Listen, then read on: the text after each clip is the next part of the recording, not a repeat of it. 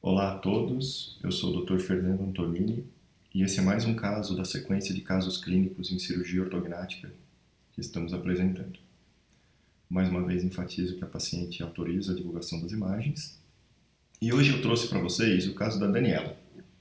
Daniela nos procurou em 2017, se queixando da região inferior da face, onde ela achava que a Daniela tinha um histórico de tratamento ortodôntico prévio.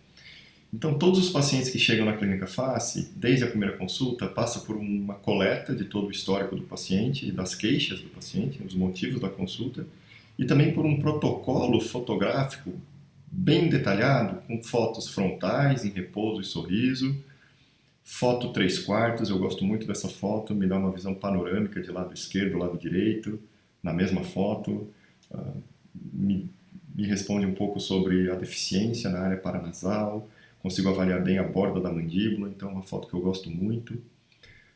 Fotos de perfis são obrigatórias, né? Aqui a gente consegue evidenciar bem essa queixa dela na região do mento, na região do queixo projetado. A gente faz isso do lado direito e também fotos do lado esquerdo. Então é um protocolo fotográfico bem detalhado desde a primeira consulta para nos ajudar a fazer um diagnóstico bem criterioso e também já elaborar uma proposta de tratamento para cada paciente, que seja individual para cada paciente.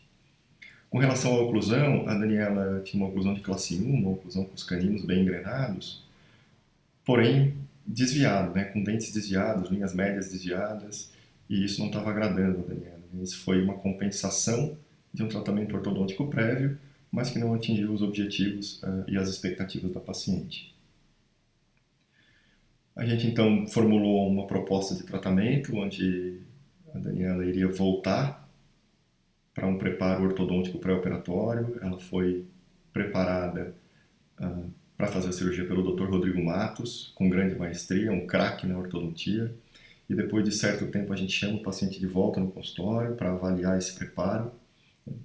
E aqui já numa vista mais pré-operatória imediata, a gente consegue ver como o preparo evidencia a deformidade óssea do paciente.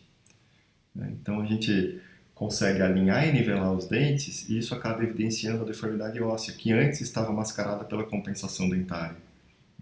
Então, de novo, fotos frontais, de novo, foto perfil, de novo, foto 3/4, sorriso, repouso, lado direito, lado esquerdo. Então, novamente, aquele protocolo bem detalhado. E a gente consegue agora já identificar alguns fatores que a gente deve endereçar no nosso planejamento, né, no nosso plano de tratamento. Então, uma análise facial frontal bem compreensiva, né, tanto em repouso quanto em sorriso, a gente consegue identificar várias características de deformidade dentofacial e que se transformam, que se traduzem em queixas do paciente.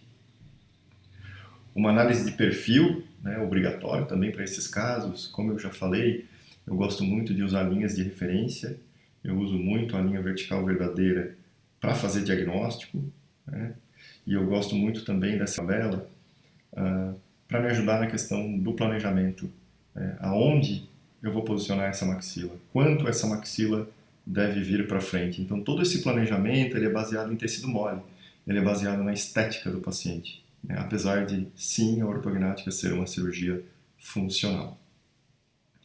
Essa foto com os afastadores eu gosto bastante também porque remove um pouco da máscara facial que recobre os dentes e a gente consegue agora relacionar as características dentárias e maxilares, né, maxila e mandíbula, com as alterações ou com as características faciais. Né? Então, mostra muito bem para mim a questão de inclinação de plano oclusal, tem um canino mais baixo que o outro, eu consigo relacionar isso junto à linha bipupilar da paciente, então eu consigo agora relacionar características intraorais com características extraorais. Né?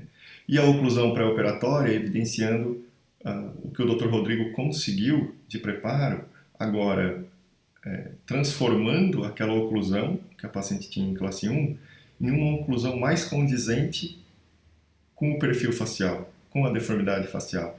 Antes a paciente tinha uma deformidade facial, mas isso não se traduzia nos dentes, não se traduzia na oclusão. E o objetivo do preparo foi exatamente esse: conseguir traduzir nos dentes, na mordida, na oclusão do paciente, as deformidades faciais que a paciente apresentava. Então aqui fotos mais detalhadas, novamente com linhas de referência, né? E aqui eu chamo a atenção para essa pele do mento espesso. Toda vez que a pele do queixo é mais espessa do que o normal, a gente tem a convicção de que a região do queixo não responde tão bem às movimentações ósseas, né? Isso são limitações que devem ser discutidas com o paciente, né? E o paciente deve entender essas limitações previamente à cirurgia, para depois a gente não ter resultados fora da expectativa do paciente. Eu utilizo bastante os marcadores radiográficos em 100% dos casos. Esses marcadores são adesivos e a paciente faz a tomografia junto com esses adesivos, né, que vão me auxiliar na orientação da cabeça, tanto durante a análise facial quanto durante a importação da tomografia para o software de planejamento. E além disso, esses marcadores permitem que eu crie réguas digitais para que eu possa mensurar tanto na foto do paciente quanto na tomografia, né, a magnitude da deformidade que a paciente apresenta, a magnitude do desvio, a magnitude da inclinação, a magnitude da deficiência ou do excesso. Conforme eu já falei em outros casos, 100% dos pacientes que procuram a clínica face passam por uma avaliação tomográfica para que a gente possa, de forma tridimensional, avaliar toda a deformidade do paciente.